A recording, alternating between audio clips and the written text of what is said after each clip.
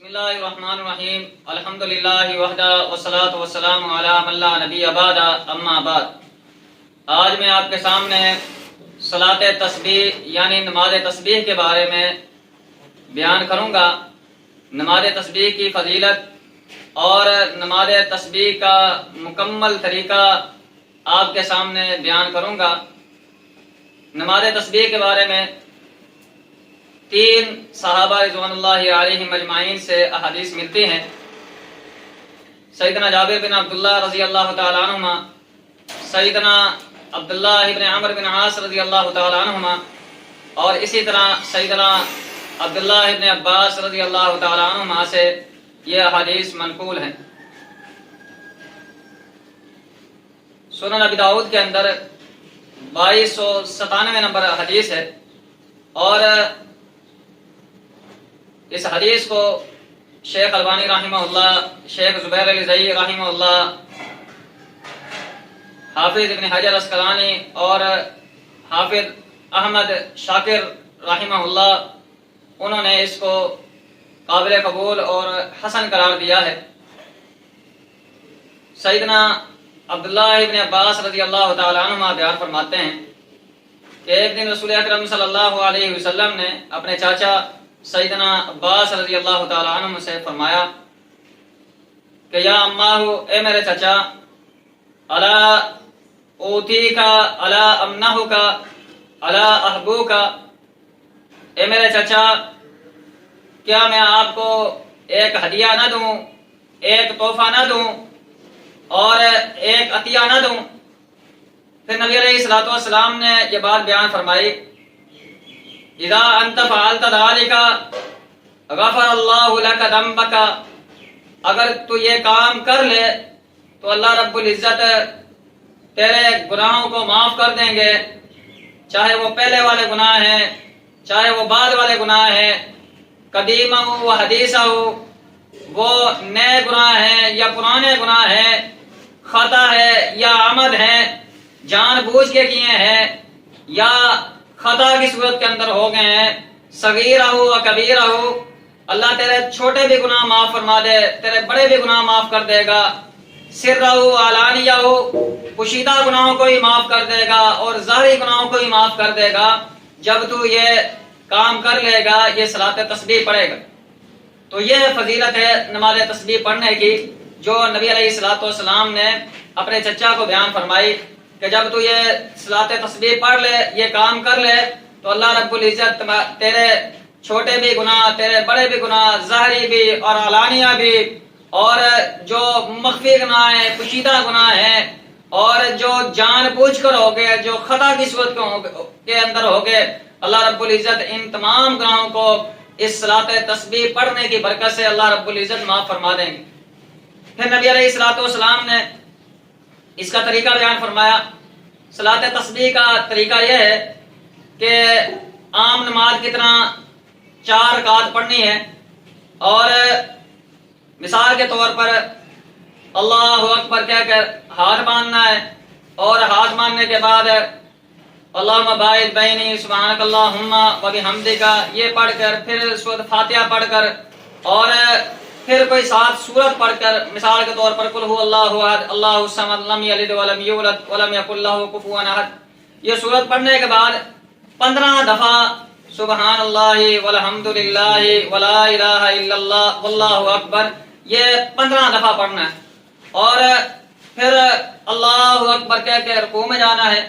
رکوع کی تسبیح پڑھ کر 3 بار سبحان ربی العظیم سبحان ربی العظیم سبحان ربی العظیم یہ پڑھ کر، اس کے بعد 10 بار 10 مرتبہ یہ پڑھنی ہے سبحان اللہ والحمد للہ ولا الہ الا اللہ واللہ اکبر، یہ 10 مرتبہ یہ پڑھنا ہے۔ پھر سمیع اللہ لمن حمدہ کہہ کر دعا پڑھنی، ربنا لک الحمد حمدا کثیرا طیبا مبارکا فی،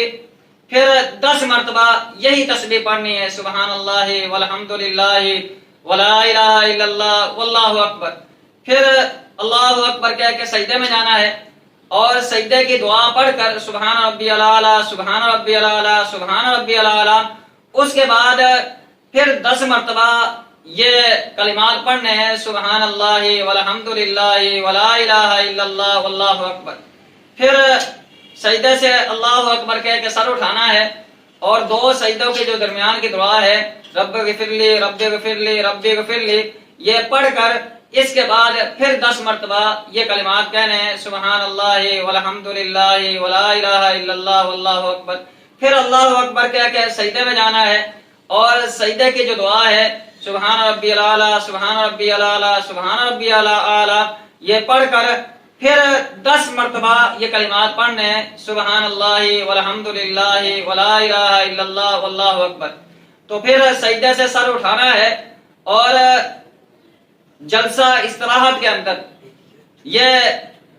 سبحان اللہ والحمدللہ ولا الہ الا اللہ واللہ اکبر یہ 10 مرتبہ یہ پڑھنا ہے۔ 10 مرتبہ پڑھ کر پھر سیدھے کھڑے ہو جانا ہے،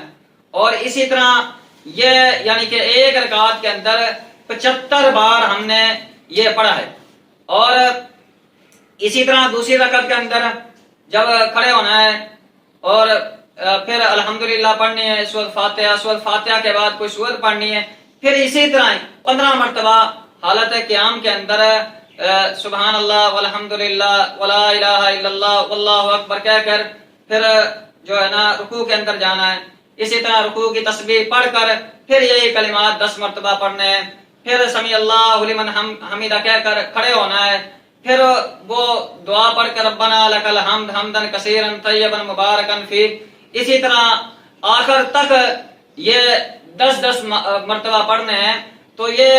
ہر رکعت کے اندر 75 بار یہ کلمات ہو جائیں گے، اور پھر جب آخری رکعت میں سلام پھیرنا ہے، سلام پھیرنے سے پہلے یہ 10 بار پڑھنے ہیں یہ کلمات، سبحان اللہ والحمدللہ ولا الہ الا اللہ واللہ اکبر۔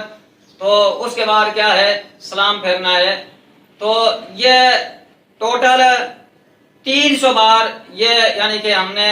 یہ پڑھے ہیں کلمات۔ تو ایک رکعت کے اندر 75 بار ہیں، اور 4 رکعت کے اندر یہ 300 مرتبہ یہ کلمات ہو جائیں گے۔ اور پھر آگے نبی علیہ الصلوۃ والسلام نے طریقہ بیان کر کے آپ علیہ الصلوۃ والسلام نے بیان فرمایا، آپ نے فرمایا ان استطاعت، اپنے چچا عباس کو، ان استطاعت ان تصلی فی کل یوم مرۃ، اگر تو استطاعت رکھتا ہے ہر دن کے اندر صلاۃ تسبیح کو پڑھنے کی، ففعل تو پڑھ، فإن لم تفعل ففی کل جمعۃ مرۃ، اگر ہر روز نہیں پڑھ سکتا تو ہفتے میں ایک دن جمعے والے دن اس کو پڑھ لیا کر، فإن لم تفعل، اگر جمعے والے دن ہفتے میں ایک بار نہیں پڑھ سکتا تو ففی کل شہر مرۃ، تو مہینے میں ایک دفعہ اس کو پڑھ لے، فإن لم تفعل، اگر مہینے میں بھی پڑھنے کی طاقت نہیں رکھتا ففی کل سنۃ مرۃ، تو سال میں ایک دفعہ اس کو پڑھ لے، اگر سال میں بھی پڑھنے کی طاقت نہیں رکھتا ففی عمر کا مرۃ، تو زندگی میں ایک دفعہ اس کو صلاۃ و تسبیح کو پڑھ لے۔ تو میرے بھائیوں، یہ بہت عظیم موقع ہے، رمضان کے گھڑیاں ہیں، رمضان کے لمحات ہیں، قبولیت کی گھڑیاں ہیں، تو ہمیں چاہیے ان ایام کے اندر صلاۃ و تسبیح پڑھیں۔ اس کی بہت زیادہ فضیلت احادیث کے اندر آئی ہے، اور اسی طرح یہ بات یاد رکھ لینی چاہیے، صلاۃ تسبیح کے بارے میں جو دعا پڑھی جاتی ہے وہ سخت ضعیف ہے، رسول اکرم صلی اللہ علیہ وسلم سے ثابت نہیں ہے۔ اسی طرح خاص کر لینا بھائی، رمضان المبارک کی 27ویں رات کو اس کو پڑھنا ہے نہیں، عام دنوں کے اندر بھی اس کو پڑھ سکتے ہیں، سوائے ممنوع اوقات کے۔ ممنوع اوقات سے مراد یہ ہے کہ جب سورج غروب ہو رہا ہو، اور جب طلوع ہو رہا ہو، اور جب بالکل سورج سامنے ہو، ان 3 اوقات کے علاوہ کسی بھی وقت کے اندر صلاۃ التسبیح پڑھی جا سکتی ہے، پڑھ سکتے ہیں۔ تو یہ تھی نماز تسبیح کی فضیلت اور اس کا طریقہ۔ اللہ سے دعا ہے اللہ رب العزت ہم کو صلاۃ التسبیح پڑھنے کی توفیق عطا فرمائے، اللہ رب العزت خاتمہ بالایمان فرمائے، دن کی شان والی دے، موت ایمان والی دے۔ اقول قولی ھذا واستغفر اللہ الذی ولکم ولسائر المسلمین، والسلام علیکم ورحمۃ اللہ وبرکاتہ۔